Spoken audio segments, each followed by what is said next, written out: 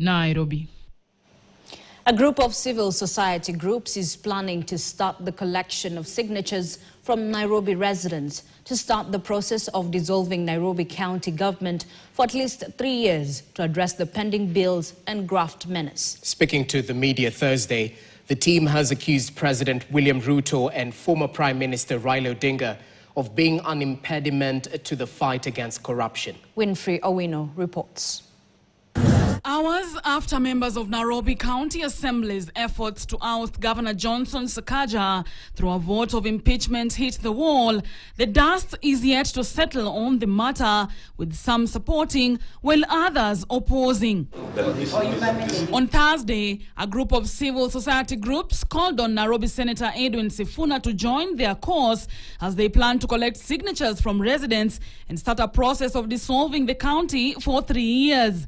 This, they say, will help address the issue of questionable pending bills. The Nairobi County government has to shut down for 3 financial years, collecting taxes from Kenyans without service delivery, for it to cover the debt that it has acquired during this period. In simple terms, the Nairobi County government is insolvent because the looting has been legendary. To address issues of fraud and graft at City Hall, they have plans to work with the Auditor General to audit county finances. In 2022, before Sakaja came into leadership, what was happening? There were questionable integrity and qualification issues around his leadership.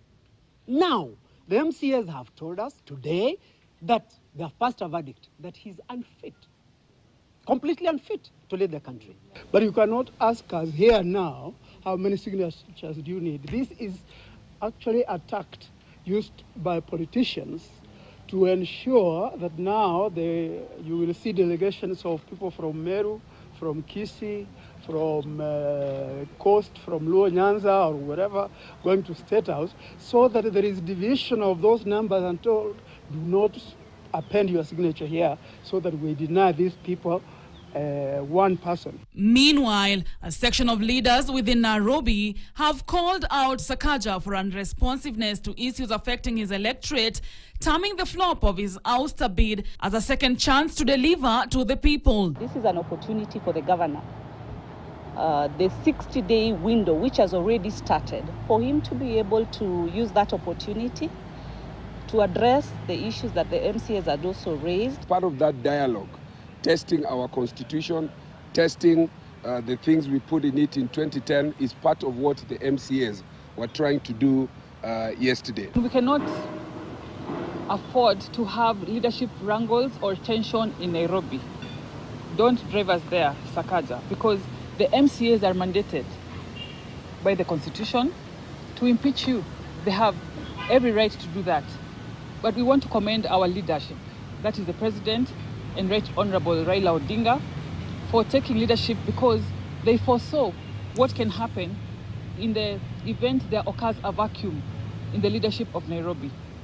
And that is why they sat the MCAs down to avert a crisis, a leadership crisis in Nairobi. Sakaja's impeachment bid flopped after President William Ruto and former Prime Minister Raila Odinga held talks with Nairobi MCAs and prevailed upon them to rescind their decision.